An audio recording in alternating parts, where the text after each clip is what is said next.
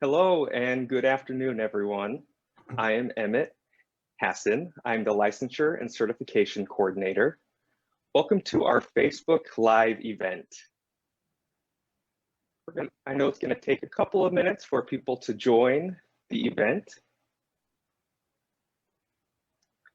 Today we'll be talking about the Arizona Commission for the Deaf and the Hard of Hearing and Azpost, which is the Arizona Peace Officer Standards and Training Board.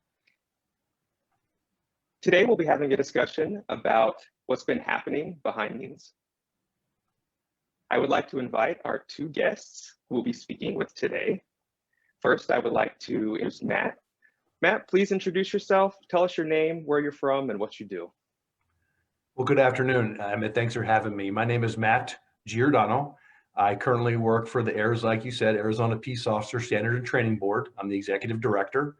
I was born in New York, moved here when I was a kid, grew up here, went to NAU, then graduated from ASU. I spent just about 23 years with the city of Phoenix as a police officer. I rose through the ranks to the rank of a commander. Retired in early 2017 to go spend just about 2 years with Sheriff Paul Penzone through his new administration. And then I had an opportunity to come over here to Arizona Post and lead the men and women here, which I could not be more thankful for.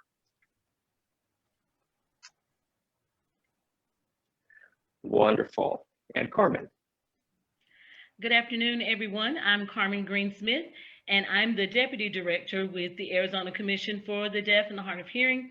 Our agency provides, we serve as a clearinghouse for issues related to deafness and hearing loss. So we serve 1.1 million individuals who are either deaf, hard of hearing, or deaf-blind. And we provide consultation, advocacy, information and referral. And in our Facebook Live here today, we're going to talk about the trainings that we provide to different agencies and organizations, and we'll talk a little bit more about our partnership with Azpost. Great, thank you so much for introducing yourselves.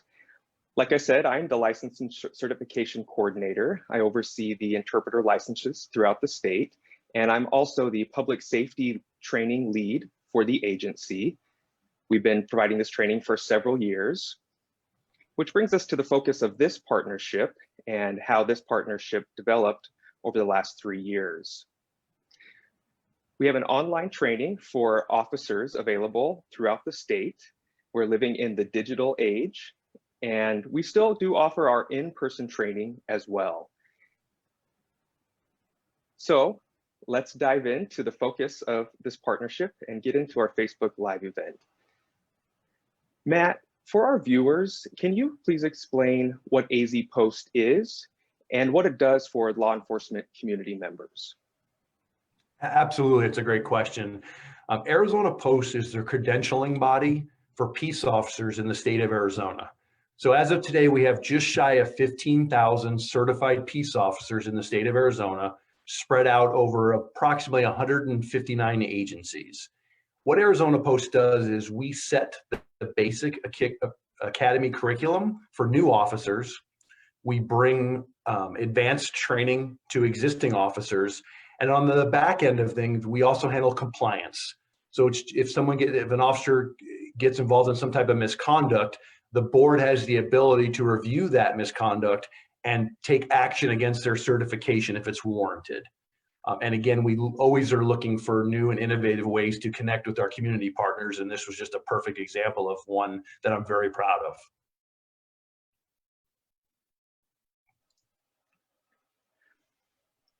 Wonderful. Now, how long have you been training officers through Azpost? Me personally, I've been here about 2.5 years, but Arizona Post has been around for forever. Again, like I said earlier, I started my career in 1994 on the exact same day I graduated from ASU. But Arizona Post has been long before that. It's been the credentialing body for peace officers in the state of Arizona.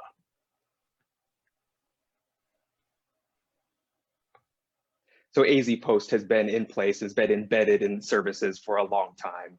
Sounds like it's not a new addition, but the new addition to Azpost is this focus on deaf and hard of hearing community members. That is absolutely correct. Wonderful.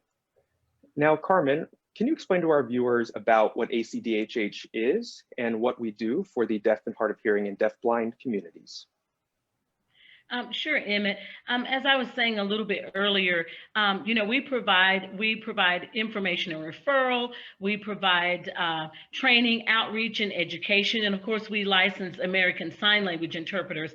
And one of the larger components of what we do through the Community Affairs Unit is to provide training and outreach and education to a wide range of service providers, because our primary focus is, of course, to improve the quality of life for all Arizonans who are deaf, hard of hearing, and deafblind.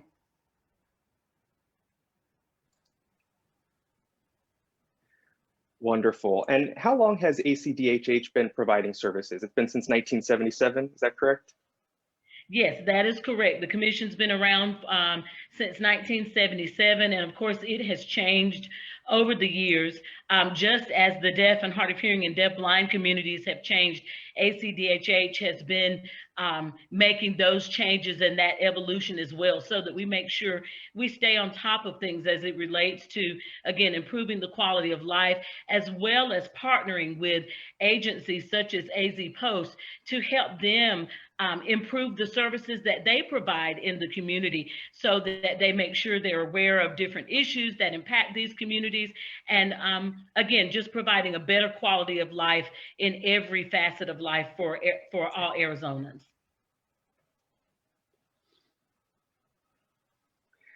Thank you for elaborating. Now our viewers can see what Azpost and what ACDHH do, and that both of the agencies have been in place for quite some time. ACDHH has been around for over 40 years. And it just shows that we can have a long-term partnership. Just out of curiosity, how did this partnership between Azpost and ACDHH happen? Can either of you elaborate? I'd be happy to, Carmen, if you want me to. Yeah, sure, Matt. In my prior life as a Phoenix police commander, I met an amazing woman who is now Representative Jennifer Longden. So I knew her prior to her becoming famous. And she called me. She called me shortly after I arrived here at Arizona Post it was 2018, I believe. And the end of 2018, early 2019, and said, hey, would you come over to my office? I want to talk to you about a project I have, and I want to introduce some wonderful people. Well, I walked in the room and there was Carmen. And we started talking, and there's always a way to do things. And you can legislate training for law enforcement officers, which makes it very restrictive.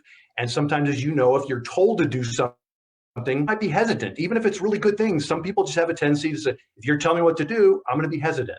So my suggestion to Carmen and Representative Longden was, let's work together. Let's come up with the program. Let's put together some type of training. And then I, as the director of Arizona Post, and I have connectivity to the 15,000 police officers in the state, will push it out. I will push that out. Because again, I always go back to my mantra is, I've never come across a police leader who says their people are overtrained. And I've never met a peace officer who didn't want to add tools to his or her tool belt to make them more effective in communicating and interacting with every member of the community. So that's how I would say that's how our partnership started. I can tell you COVID put a very big delay in getting this program out to law enforcement just because of all the restrictions we had. But again, I will argue I've gone through the training myself. I've been watching other people look at it. It's being well received and it was well worth the wait. But again, I couldn't be more thankful for our partnership with the Arizona Commission for the Deaf, Hard of Hearing. Yes. Yeah. Thank you, Matt, for that summary. And again, we at the commission actually, long before we came to the table with Azpost, we had done a series of community outreach efforts, and public safety was one of the larger issues that was presented by the individuals that participated in our community forums. And we came back and with the leadership of our executive director, Sherry Collins, we started working on a curriculum. From there, we learned about who Azpost was. And so we approached them with our curriculum that at that time we were providing only in-person training. So definitely pre-COVID. And so our executive director, working along with Representative Longdon, they talked and looked at options for us to try to make try to strengthen what we were doing. And so we had been providing some trainings in person to several different law enforcement agencies. We had worked with Gilbert, we had worked with the Phoenix PD. So we were very fortunate that by the time the ball got rolling, that we had already had the opportunity to interact with quite a few law enforcement agencies, and they had given us feedback on how our training could be more effective. So I think, you know, when the paths crossed with the right individuals and partners at the table, everything came together beautifully. And as Matt said, we weren't certain, should we go a legislative route or exactly how should we work this out? And again, working alongside our executive director, she had goals that she wanted to achieve to make sure that the training happens. And so again, those partnerships legislatively from ourselves as state government agencies, it worked out beautifully. And here we are today, and just really excited about the final outcome. And we're looking forward to the law enforcement agencies utilizing this training with such great availability. So it's been a long road for us as an agency, but again, we found the right partners, and here we are.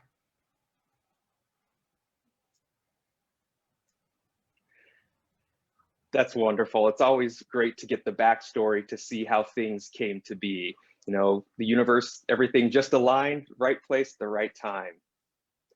I've personally trained officers, and because we're a small agency of 17 staff now, we have a difficult time reaching everyone throughout the state. It's hard to travel to all the corners of the state, but this will help us get the information out to the rural areas, to those harder to reach communities, because it'll be available online.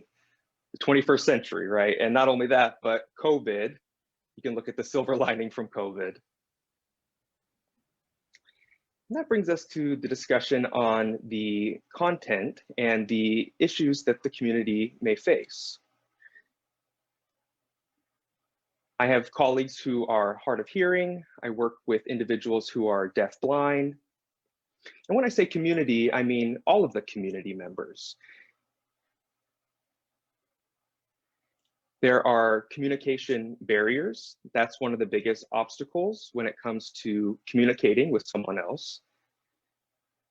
So Matt, out of curiosity, what are the significant challenges that peace officers face in the community with various communication when out in the field? You know, it runs the gamut, and you know, there's nothing more frustrating for a police officer when he or she goes to a call knowing that someone needs help and not being able to readily help them right there, and having to reach out for additional resources. And I can go back to my earlier time as a patrol officer. You know, I worked in a predominantly Hispanic neighborhood. I spoke a little bit of Spanish. I understood a lot of Spanish, but I couldn't effectively communicate. And there was nothing more frustrating for me as an officer. And I could tell that the families I was dealing with, the victims, whether or suspect, whoever, was equally frustrated. So to get someone that speaks the native language who can come and talk to them and make sure there's no misunderstandings. There's nothing worse than when you think someone's telling you something and you find out later you were wrong, you're not understanding them correctly. And again, I understand the frustration. So from a peace officer standpoint, just having the information that you'll get through this training helps you better understand how to connect with the resources that are out there to make sure that we're providing the best possible customer service to the community that we serve.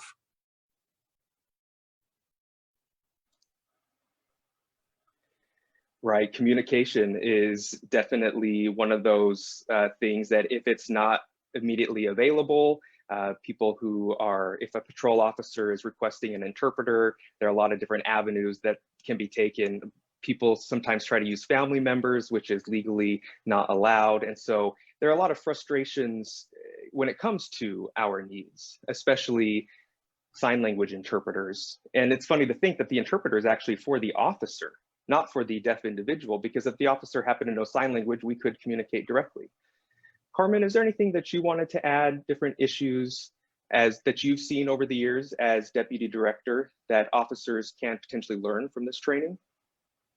Emmett, I think you summed it up very well as it relates to what the commission has dealt with when working with the public. Again, oftentimes we would be on the receiving end of calls after individuals might have had an encounter with police officers. And again, whether it was, they got pulled over and maybe they didn't understand all the instructions that were given to them, or if there was something that was to follow after they had that particular encounter with law enforcement. And we would reach out and we would try to help those individuals resolve those situations.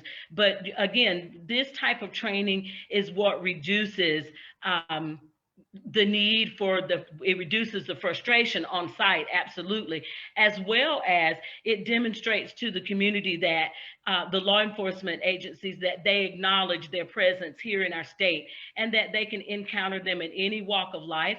And again, I think you summed up well, Matt, communication is key, and being able to have access in the native language of the individual that you're trying to communicate with is what the end goal is what we want to achieve.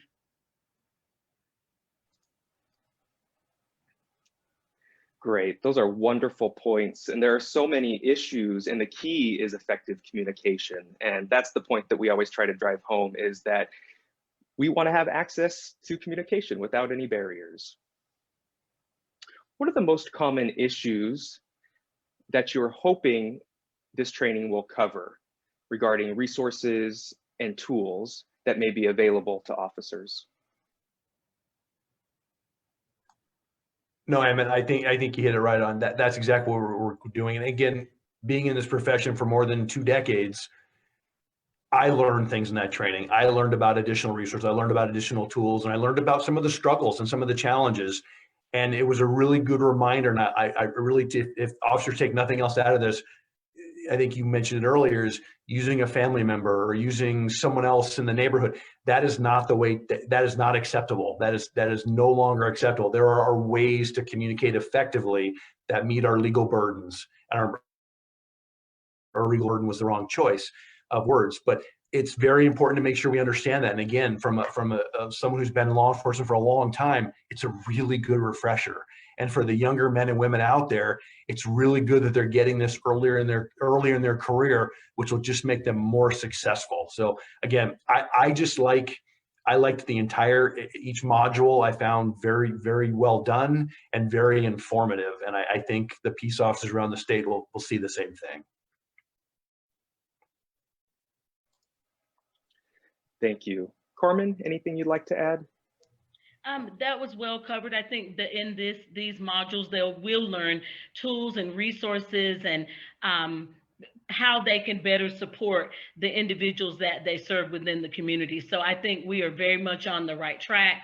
And I certainly agree, Matt, that the sooner the officers receive this training, the better it'll be, the easier it'll be. And again, coming from the board where they are certified, where their certifications come from, this type of thing, right out of the gate, they're recognizing, okay, these are communities that are here. They've already been recognized, and I need to learn how to communicate with these individuals, and I'm being given the resources to do so. Wonderful. Yes, the resources and the tools are probably the most important thing to have in a career, to understand what resources are available, what information is out there, and what tools can be beneficial in certain situations. That's why ACDHH exists. We're here to provide consultation and guidance on a variety of different things, and that is a perfect example. And that leads me to my next question, which is for both of you. What would you like to see moving forward in this partnership? Any additional outcomes or potentials for growth? Emmett, one of the things that the commission would like to see as an outcome is an opportunity to partner even beyond the training that the officers receive. Oftentimes in our trainings in the past, our in-person trainings, there would often be questions about policies and procedures. How do we go about obtaining the services of an American Sign Language interpreter? And one of the things that we offer when we provide the trainings in person, we talk about best practices, and that is what the officers will see in this training as well. But as far as future outcomes, we would love to be able to have the leadership at the table to be able to talk about some firm policies that allow the tools and resources that the officers learn about now. How do I access them in real time? When I actually have a situation or an emergency, what do I do now? The second thing that we would like to see out of this partnership is we would like to see other aspects of public safety professionals come on board with the commission as it relates to learning more about Arizonans who are deaf, hard of hearing, or deaf-blind. So any avenue of public safety that we could work with, 911 dispatch, emergency response individuals. So we're hoping that we can come full circle with the public safety professionals as a whole. And we think this is a good way to help us solidify some future partnerships as well.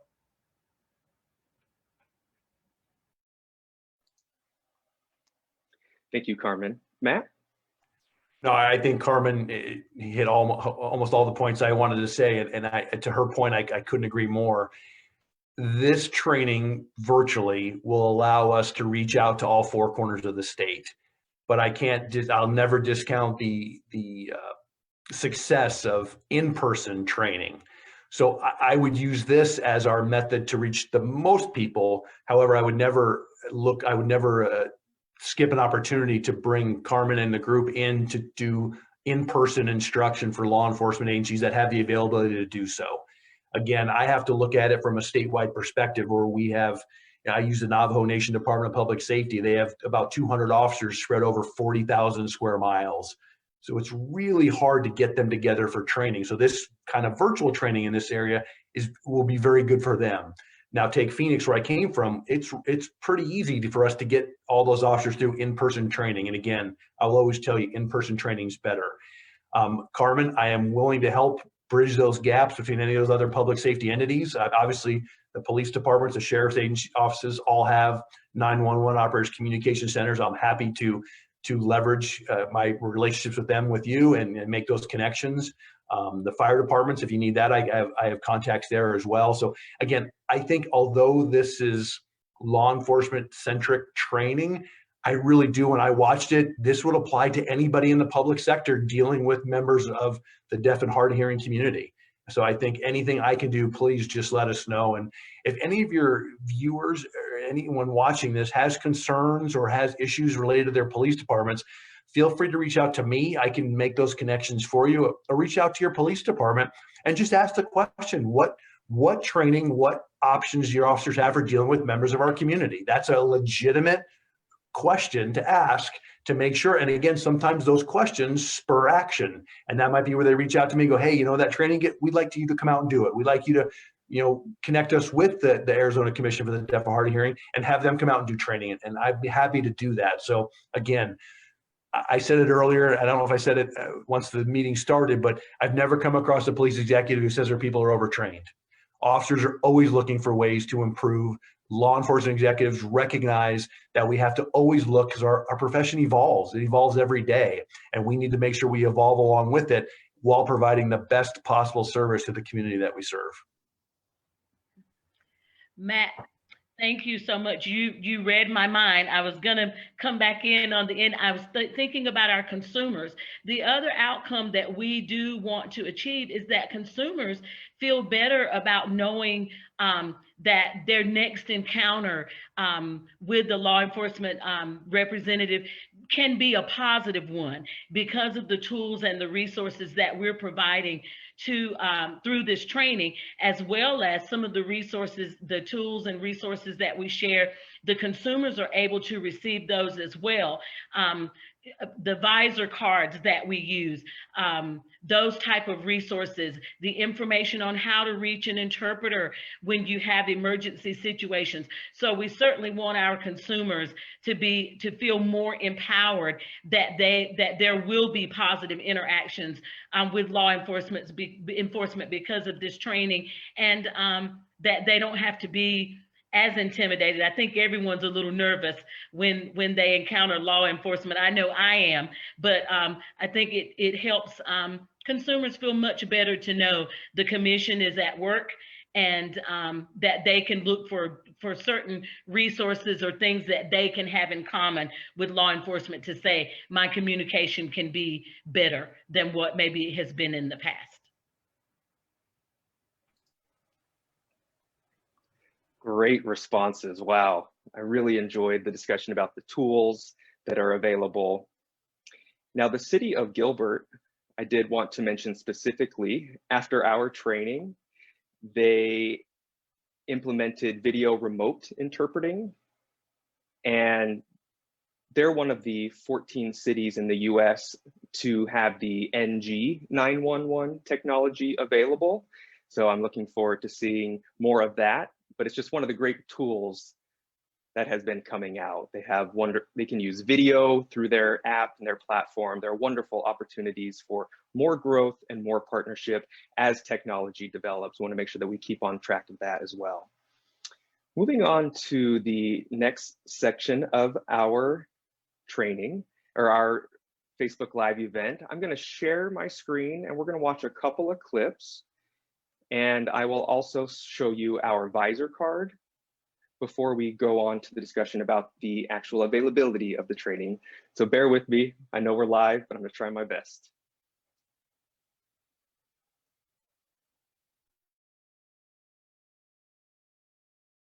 American Sign Language interpreters is first, American Sign Language is our primary language. English is considered our second language. Therefore, using an interpreter is our communication tool in order to communicate with a peace officer. The interpreter is more for law enforcement or the first responder who is trying to communicate with us.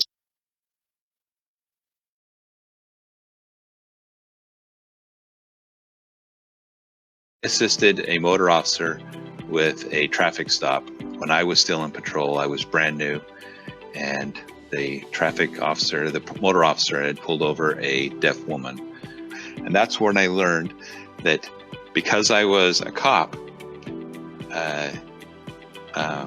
I'm not supposed to be the one that's asking the questions in sign language. I need to have an unbiased and objective interpreter be the one that's relaying the message. And I didn't know all that before.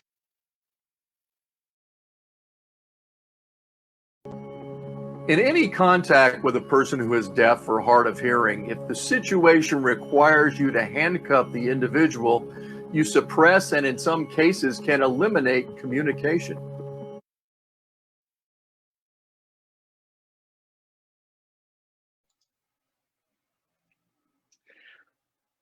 Now you're able to see a couple of the clips. Those are actual clips from the training. That gives you an idea of what the law enforcement officers will be watching. And you can see in that clip, it showed the individual who was handcuffed. And you can see that we talk about the communication needs for people who are deaf, who use sign language. If they're cuffed behind their back, they cannot sign, they cannot communicate. It would be just like a hearing person having duct tape over their mouth in order for them to communicate. So in this training, officers will learn how to remove communication barriers such as that. I'm going to show you our Visor card. And this is a wonderful example of a partnership between Azpost and Acdh. We were able to develop these Visor cards. I'm going to share my screen again.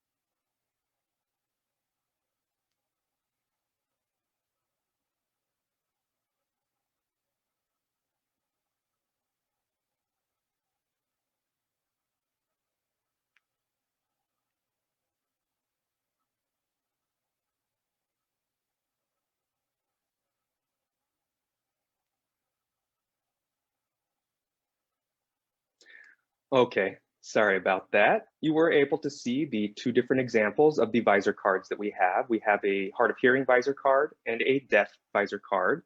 Anytime a deaf or hard of hearing community member is pulled over by a patrol officer, they can use this visor card. It is an official card created by Azpost and Acdh, and it shows you different ways to communicate with someone who is deaf or hard of hearing.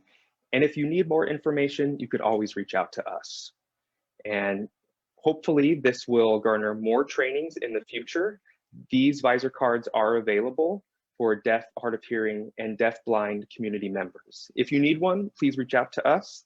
And law enforcement officers, if you feel like your community may benefit from these cards, please reach out to us and we can make them available to you to disseminate to the public.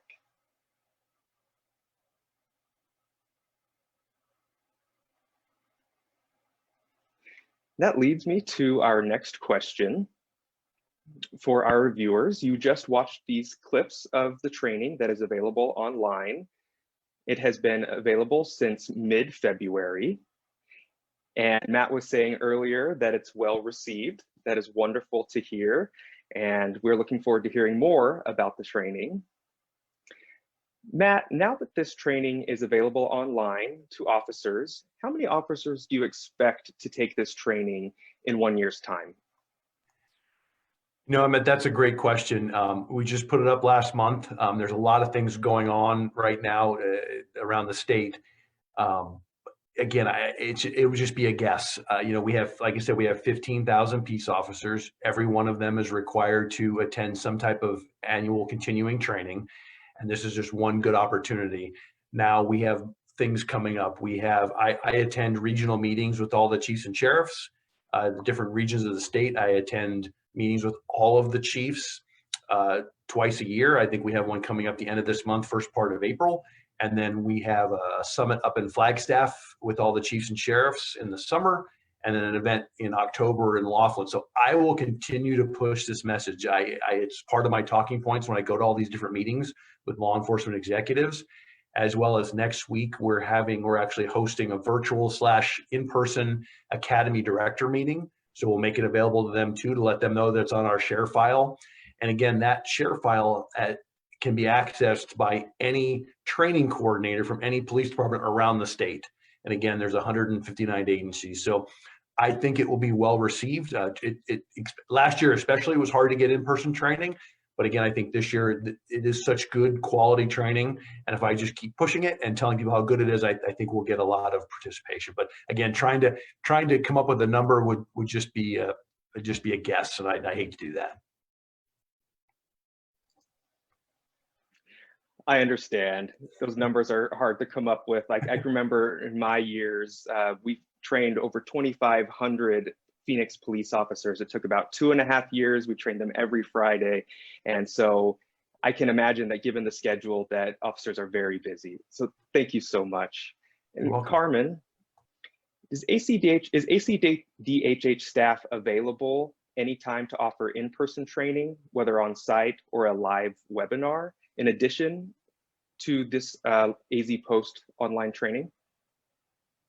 Absolutely. We are always going to make ourselves available for in-person trainings. When things go back to whatever our new normal is, we will work around whatever those parameters are and be available to be in person, as well as doing some of our virtual training ourselves. It just depends on maybe what the law enforcement agency leadership would prefer to do. So again, we're always going to make ourselves available to provide the tools and the resources to make sure that all of the Arizonans who are deaf, deafblind, or hard of hearing are being represented, and that the service providers have what they need.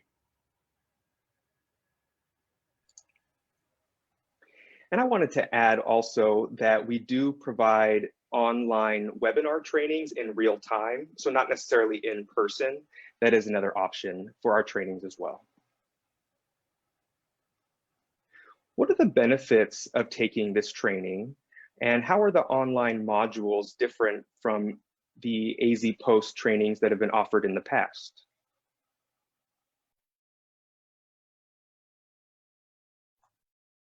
You know, they're very similar to a lot of the online training that most officers are doing now.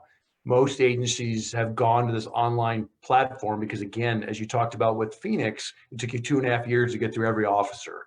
Well, if you have some updated HR training that you want them to go through, it's much easier to use a Canvas or some type of online platform for them to go on and do that. So it's very similar. We want to make it very intuitive. We want to make it very easy for them to get through it. So it's broken down into segments. And I talked about it earlier, but oftentimes, you know, squads of uniformed police officers will have a briefing. And we've always been harping on them, take that time to be constructive and provide some type of daily training to your squad. And these are perfect. These are 8 to 12 minute long, and they're perfect. And then you don't have to watch them all on the same day. You can watch one on Monday, one on Wednesday, one on whatever it might be. But again, the format, and that's why I like it, because again, it's an hour and a half total. But if you ask someone to stay down for an hour and a half, it's hard to find that kind of time, especially for a uniformed patrol officer, because again, you know, when people call 911, they want someone to respond. So the way it's broken up, I thought was really well done, and it keeps the viewer engaged. But again, I really do think it was a well done production between both of our agencies.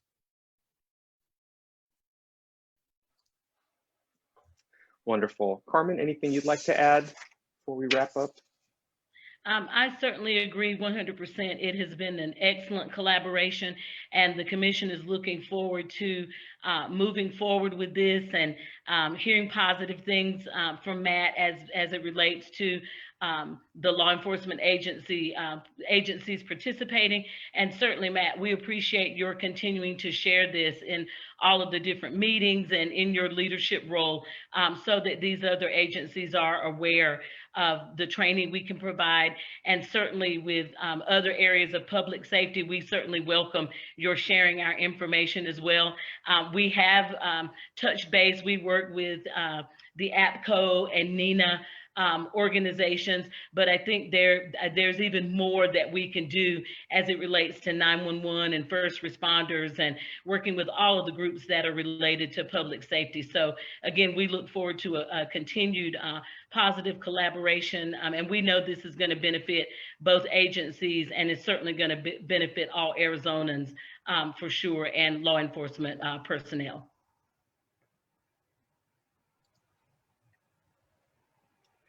Definitely. Thank you so much. And that just shows to our viewers kind of an idea of what this partnership looks like and what you can expect in the future. And for community members, if you meet an officer on the street, feel free to tell them about this training, and also support the officers for their hard work in taking this training when they do, because it'll be beneficial to our community.